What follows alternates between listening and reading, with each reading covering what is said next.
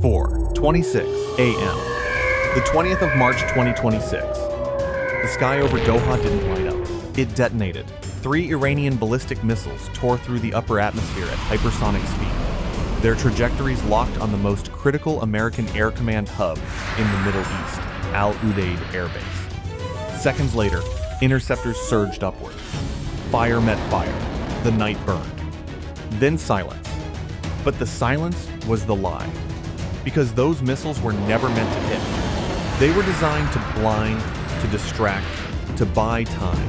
Somewhere beneath the dark waters of the Gulf, something far more dangerous was already moving into position. And in less than 11 minutes, 5,000 lives would hang on a single decision. 4:26 a.m. The explosions over Doha were still fading when every screen inside the U.S. command network lit up at once. This wasn't over.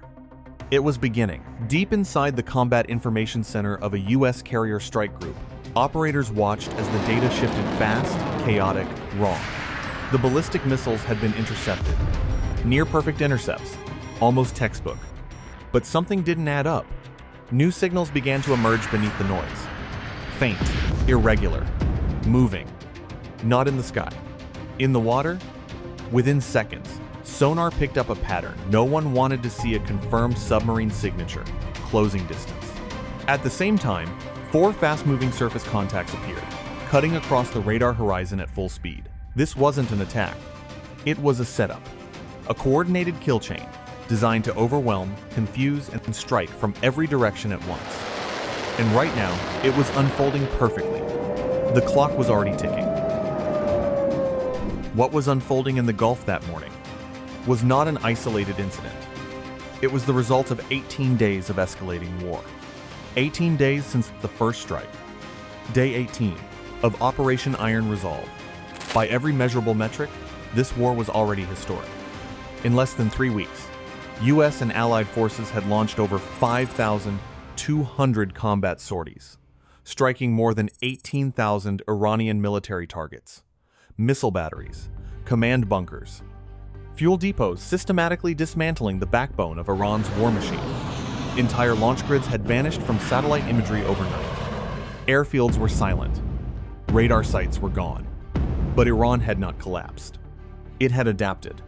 In the same span, Iran had unleashed over 3,000 drones and nearly 1,400 ballistic missiles, saturating defenses across the region in waves designed not just to hit, but to overwhelm, to exhaust, to break the rhythm of American air superiority. This was no longer a contest of firepower. It was a test of endurance, a test of systems, and more dangerously, a test of will. Because as the numbers climbed, one truth became impossible to ignore. Iran was losing ground, but it was not losing the ability to strike back. And what happened at 4:26 a.m. proved just how far it was willing to go. Al Udeid was not just another base. It was the brain. Every strike, every flight path, every refueling corridor across the Gulf flowed through a single nerve center buried inside that compound. Remove it, and the entire system fractures. Coordination collapses. Air power goes blind. Iran understood that. For years, its planners studied the geometry of American dominance in the region. They knew they couldn't outmatch it head-on, so they chose a different approach. Don't break the shield. Disrupt the mind behind it. The missiles over Doha were never the objective.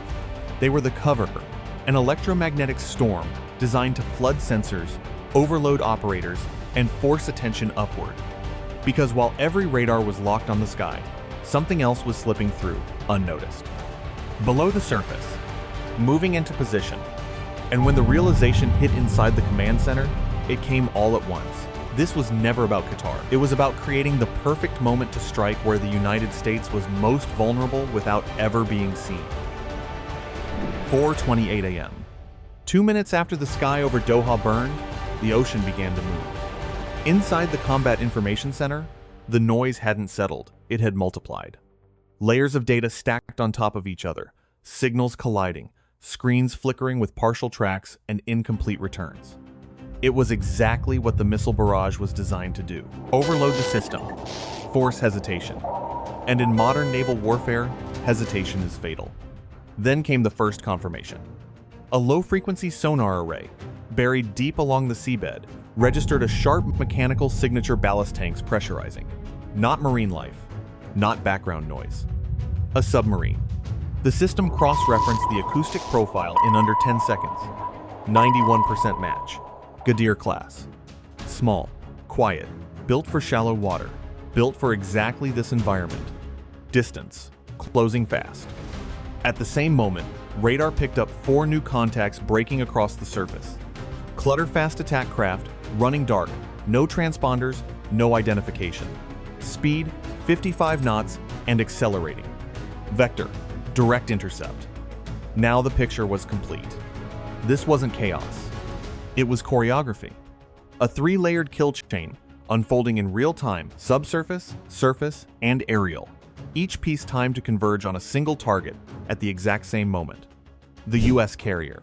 Over 5,000 personnel were now inside the strike group, every one of them inside the kill radius. Estimated time to engagement, 6 minutes. No room for delay. No margin for error. At 4 hours 29 minutes and 17 seconds, the first critical decision was made. The destroyer assigned to outer screen defense didn't request clearance. It didn't need to. Under updated rules of engagement, any coordinated hostile approach within engagement range was an automatic threat. Authorization was already implied. At 4 hours, 29 minutes and 21 seconds, 4 SM-6 interceptors launched in rapid succession. Vertical launch cells erupted in flame. Missiles cleared the deck and punched into the dark, accelerating past Mach 3 inches seconds. Time to impact. Under 25 seconds, the first 2 fast attack craft never saw it coming. Direct hits. Fireballs tore across the waterline, hulls disintegrating under the force. The third vessel attempted to break formation too late. A proximity detonation ripped through its port side, shredding propulsion and leaving it dead in the water. The fourth managed to turn, but not to escape, only to delay the inevitable. Within half a minute, the surface threat was neutralized, but the ocean beneath them was still alive. At 4 hours 30 minutes and 2 seconds, the submarine made its move. 2 torpedoes launched in a staggered spread, wire-guided, fast, precise. Their trajectories adjusted in real time, locking onto the carrier's projected path.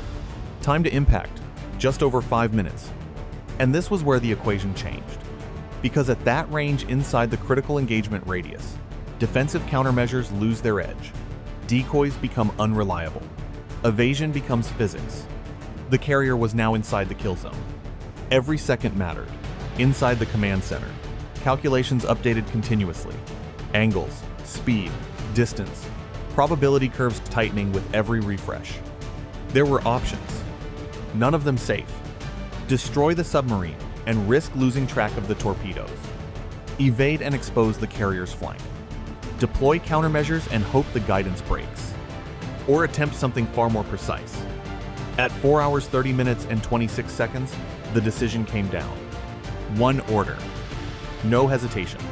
An MH-60R Seahawk helicopter, already in a holding pattern above the strike group, received coordinates and executed immediately. No delay. No second pass. At 4 hours 31 minutes and 3 seconds, a single Mk-54 lightweight torpedo entered the water. But it wasn't aimed to kill. It was aimed to disrupt. Programmed to detonate 40 meters ahead of the submarine's bow, the weapon triggered a controlled underwater blast, a violent cavitation pulse designed to cripple sensors, not destroy the hull. Milliseconds later, it detonated. The effect was immediate. The submarine's forward sonar dome shattered. Guidance systems failed. The wire link controlling the torpedoes snapped instantly. And just like that, the attack collapsed. Blind and unguided, the Iranian torpedoes drifted off course. Their precision vanished. Their trajectories broke apart. Seconds turned into distance. Distance turned into survival. Both weapons exhausted their fuel harmlessly in open water. At 4 hours, 32 minutes and 11 seconds, the submarine surfaced, damaged, exposed, no longer a threat. The trap was over. Total time, 6 minutes, 12 seconds. What had been designed as the most precise, coordinated naval ambush in the region's history had been dismantled piece by piece, not by overwhelming force, But by speed, by systems, and by a single decision made at exactly the right moment. 5 days earlier, the war had already crossed a line few believed it would. March 15th, 2026 open waters, north of the Indian Ocean trade routes. An Iranian frigate 1,600 tons of steel and radar moved at a steady 16 knots, operating under the assumption it was untouchable. International waters, no immediate threat. No visible enemy. That assumption was wrong. Beneath it, silent and unseen, a U.S. Virginia-class attack submarine had been tracking its movement for over 6 hours. No radar, no warning, just shadowing in absolute darkness. At 9:14 a.m., the order was executed. One weapon, a single Mk-48 heavyweight torpedo.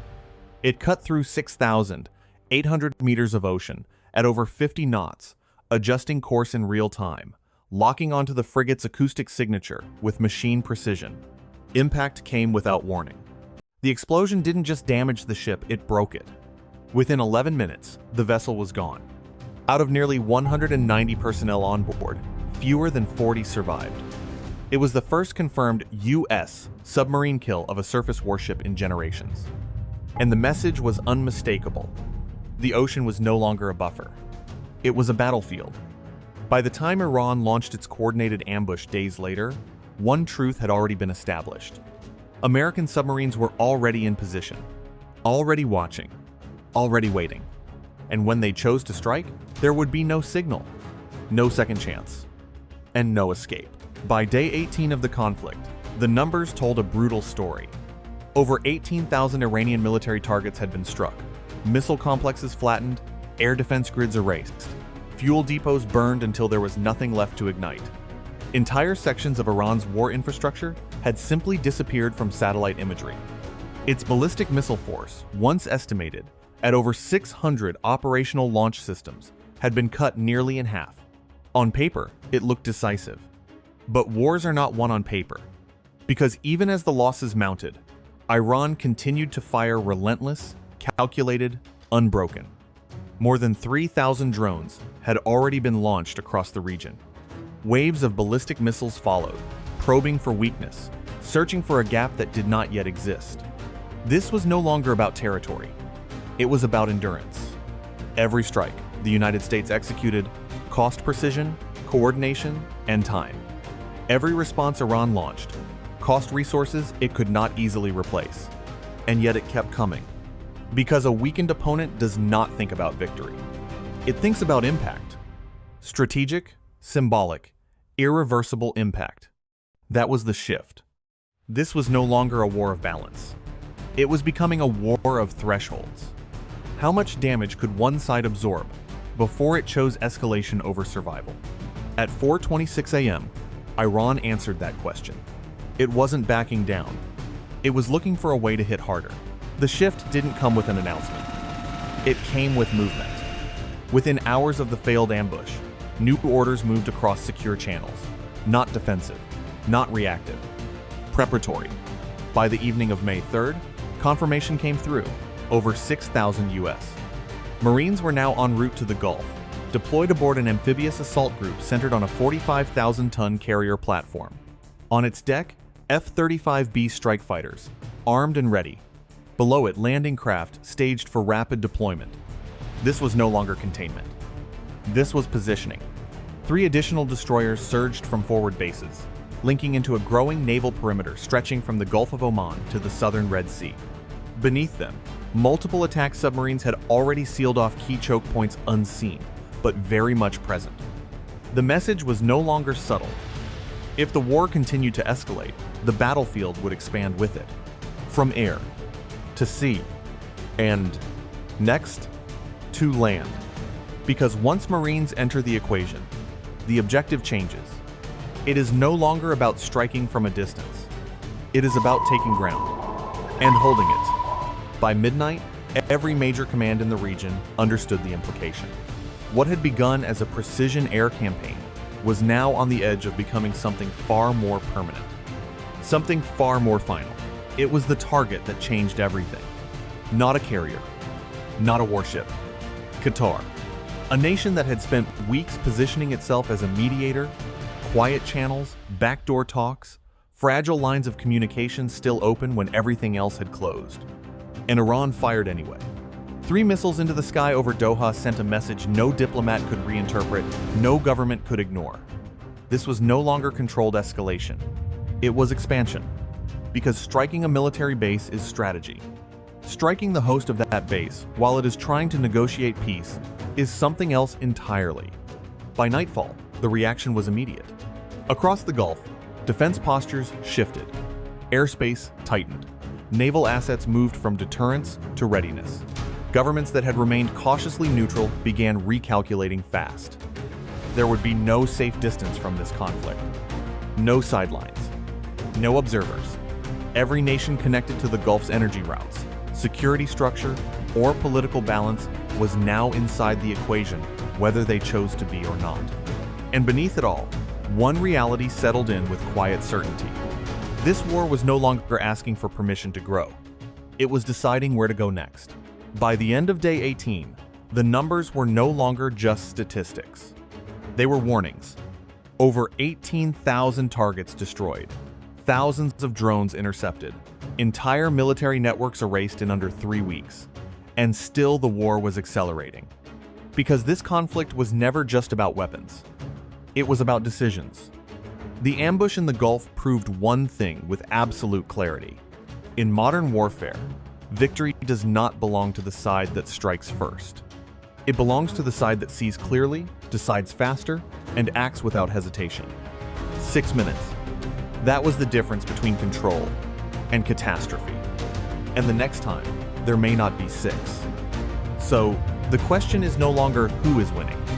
It's who can keep control when the margin disappears. If you found this breakdown revealing, make sure to subscribe and tell us. The next phase won't ask where it should go. It will decide. The only question is, will it stay at sea or move on to land?